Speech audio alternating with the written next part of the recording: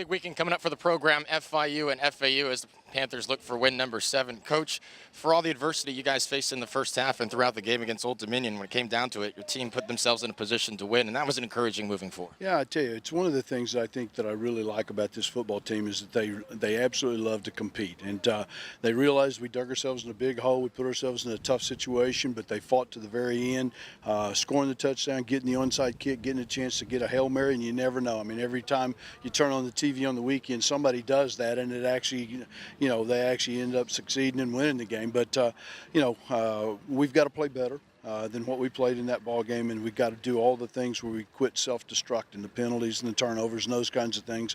And we'll do that. We'll be okay. It all goes back to starting the game fast, and we didn't do that as good as we wanted to on Saturday. But we went into the locker room, regrouped, and came out the second half, gave our best effort to try to get that win.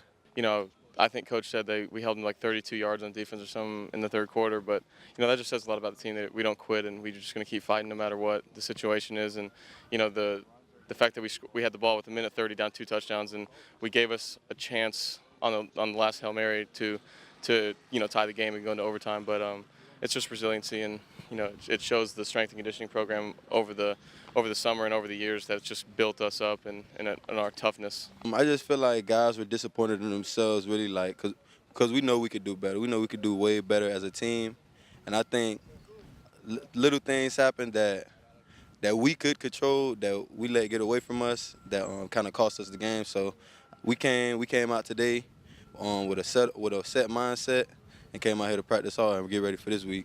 One of the things we've talked about from before the season ever started, that once a game is over with, win or lose, you've got about 12 to 14 to 20 hours after the game's over with. Put it behind you, resolve all the issues, fix the things, celebrate if you had a win, and then totally focus on the next upcoming opponent. And I think our kids are doing that. Yeah, we just moved on. We accepted last week for what it was, and now we're 0-0 again, and we got our rival this week, and we're staring at them in the face. So many supporters around the program. Really looking forward to this year's version of the Shula Bowl so much that College Game Day was being clamored for by fans around both programs. But nevertheless, this is going to be a fun one, and a challenging game this week. They have an explosive offense for sure. They're outstanding. I mean, they're right now obviously they're leading the conference, and they're explosive on offense. They get a lot of huge, gigantic, big plays.